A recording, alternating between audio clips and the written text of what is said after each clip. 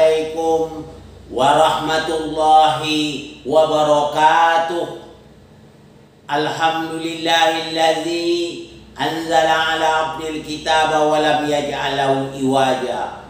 Asyhadu an la ilaha illallah wahdahu la syarika lah wa asyhadu anna Muhammadan abduhu wa rasuluh.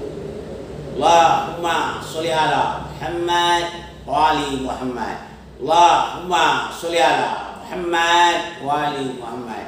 Allahumma sholli ala Muhammad wa ali Muhammad.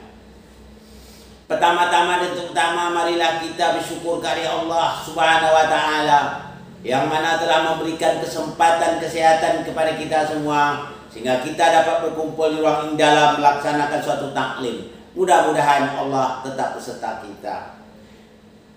Dan begitu saja seperti biasa. Pertanyaan datang ini dari Bapak Lukman.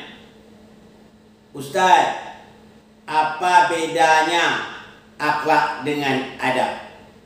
Tolong jelaskan sejelas-jelasnya. Assalamualaikum warahmatullahi wabarakatuh. Waalaikumsalam warahmatullahi wabarakatuh. Kita pada kesempatan ini akan menjelaskan dari pertanyaan Pak Lukman, apa beda akhlak dengan adab? Memang zaman sekarang ini orang kadang-kadang disamakan saja antara akhlak dengan adab. Sebenarnya antara akhlak dan adab jauh perbedaannya. Kenapa demikian? Kalau akhlak ini kalau kita lihat dari apa asal-usulnya, akhlak itu dari asal katanya dari akhlaqo, yukhliqu akhlaqon, ya itu namanya. Kalau ada ilmu syaraf namanya itu fi'il mazid satu huruf, ya. Kalau yang absolasinya kholaqo ditambah satu hurufnya mah akhlaqo, ya. Akhlaqo itu artinya telah mencipta, yahuku akan mencipta atau sedang mencipta, ya. Akhlaqan pencipta atau disebutkan dengan masdar, itu isim masdar artinya ciptaan. Nah itu ya, ciptaan itu isim masdar. Akhlaq itu isim masdar. Jadi apa itu bedanya? Kalau kita kembali dari asal kata tadi kita jelas, akhlak ini merupakan mudhof dari kholik atau mudhof dari Allah, ya, atau mudhofnya dari akhlaqo itu dari sang pencipta atau dari kholik, ya. Kita lihat dulu dalam peristiwa yang terjadi pada zaman dahulu, ya. Ada seorang sahabat bertanya kepada Aisyah, "Ya Aisyah, ma akhlak Rasulullah?" Aisyah, apa akhlak Rasul? Gitu aja. Aisyah jawab, "Kana khulu Quran." Akhlak Rasul itu Al-Quran. Jadi akhlak ini sandarannya kepada Al-Quran. Karena Quran ini merupakan kalam Allah. Jadi Rasul itu bersandarkan kepada Allah dari kholik itu. Itulah yang dinamakan akhlak. Sebagaimana yang dinyatakan oleh Allah Subhanahu wa taala di dalam surah Al-Qalam yang bunyinya Bismillahirrahmanirrahim. Innaka la'ala khuluqin azim. Sesungguhnya engkau ya Muhammad mempunyai akhlak yang agung. Kenapa Nabi Muhammad dikatakan mempunyai akhlak yang agung? Karena Nabi Muhammad bersadarkan dengan Allah. Allah itulah yang maha agung. Makanya Nabi Muhammad punya akhlak yang dimiliki oleh Allah. Itulah akhlak agung. Jadi akhlak ini sifatnya khususiyah, khusus, ya. Jadi kalau ada orang baik umpamanya sopan santun dia bicara, ya, tapi sandarannya bukan Al-Quran, berarti dia bukan termasuk akhlak. Itu namanya sopan santun. Nah, ya. Jadi akhlak itu sandarannya adalah Al-Quran. Quran bersandar kepada Allah. Makanya Isa katakan kana khulu Quran. Jadi akhlak Rasul itu Al-Quran. Jadi harus tahu. Jadi yang namanya akhlak itu yang sifatnya khusus ya.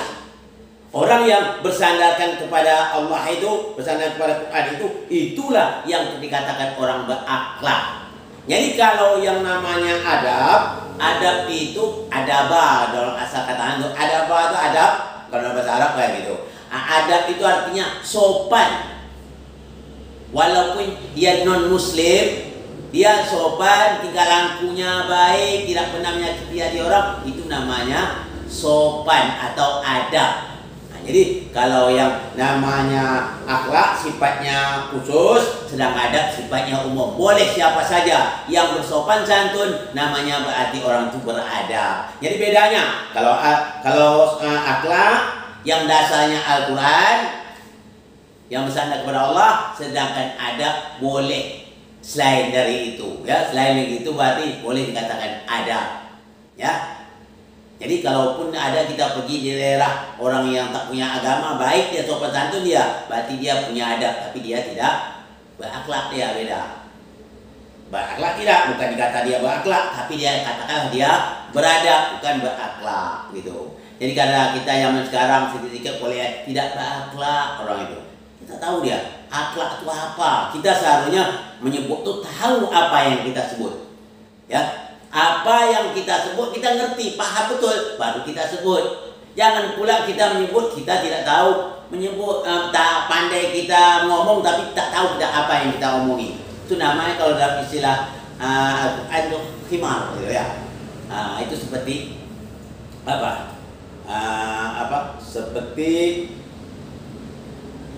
keledai. Jangan seperti itu, kata Allah sindir kan, itu jangan seperti keledai membawa kitab gitu.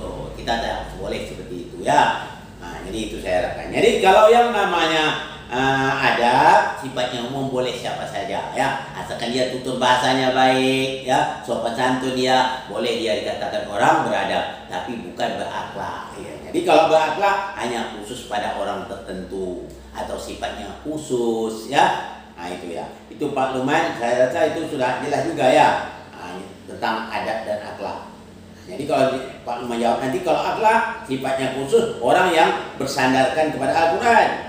Al-Quran itu bersandarkan kepada Allah, ya, karena Al-Quran kalam Allah. Jadi kalau dalam bahasa Arabnya sebut mudah, ya, mudah artinya bersandar. Jadi siapa yang bersandar pada Al-Quran, bersandar kepada Allah, dia berarti dia itulah orang yang berakhlak. Kalau tidak seperti itu, belum boleh dikatakan orang itu berakhlak. Katakan saja dia orang yang beradab.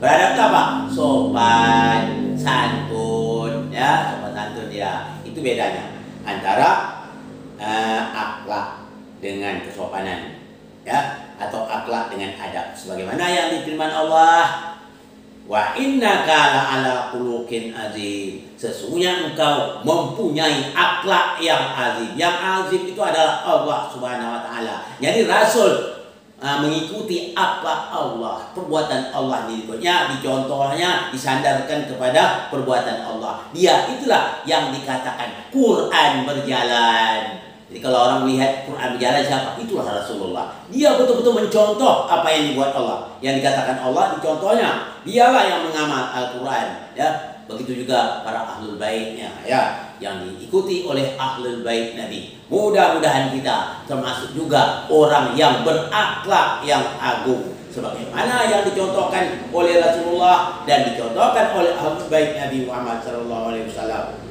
Ini saja yang dapat saya sampaikan pada kesempatan ini. Mohon maaf dari segala kekurangan. Wabillahi taufiq wal hidayah. Assalamualaikum warahmatullahi wabarakatuh.